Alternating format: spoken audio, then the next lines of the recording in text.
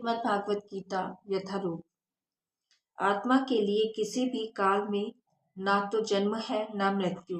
वह ना तो कभी जन्मता है, ना जन्म लेता है, ना जन्म लेगा। वह अजन्मा है, नित्य, शाश्वत तथा पुरातन है। शरीर के मारे जाने पर वह मारा नहीं जाता। तात्पर्य: गुणात्मक दृष्टि से परमात्मा का अणु अंश परम से अभिन्न है। वह शरीर की भांति विकारी नहीं है। कभी कभी आत्मा की स्थायी या कुटस्थ कहा जाता है। शरीर में 6 प्रकार के रूपांतर होते हैं।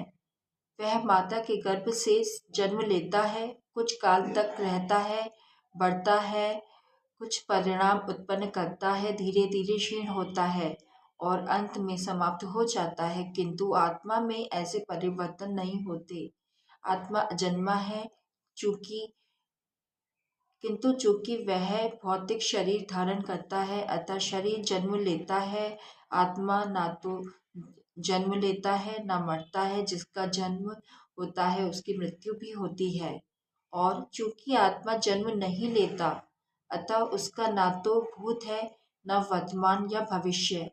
यह नित्य, शाश्वत तथा सनातन है, अर्थात उसके जन्म लेने का कोई इतिहास नहीं है। हम शरीर के प्रभाव में आकर आत्मा के जन्म मरण आदि का इतिहास खोजते हैं।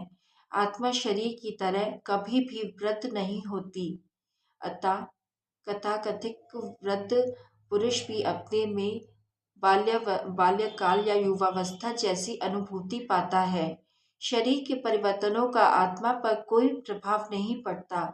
आत्मा वृक्ष या किसी अन्य भौतिक वस्तु की तरह क्षीण नहीं होता। आत्मा की कोई उपसृष्टि नहीं होती।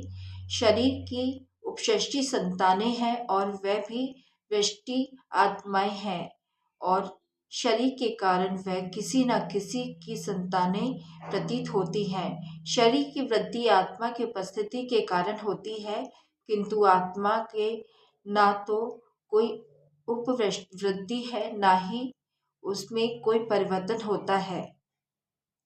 अतः आत्मा शरीर के 6 प्रकार के परिवर्तन से मुक्त है। आत्मा ज्ञान से या चेतना से सदैव पूर्ण रहता है, अतः चेतना ही आत्मा का लक्षण है। यदि कोई हृदयस्थ आत्मा को नहीं खोज पाता, तब भी वह आत्मा की उपस्थिति को चेतना की उपस्थिति से जान सकता है। कभी कभी हम बादलों या अन्य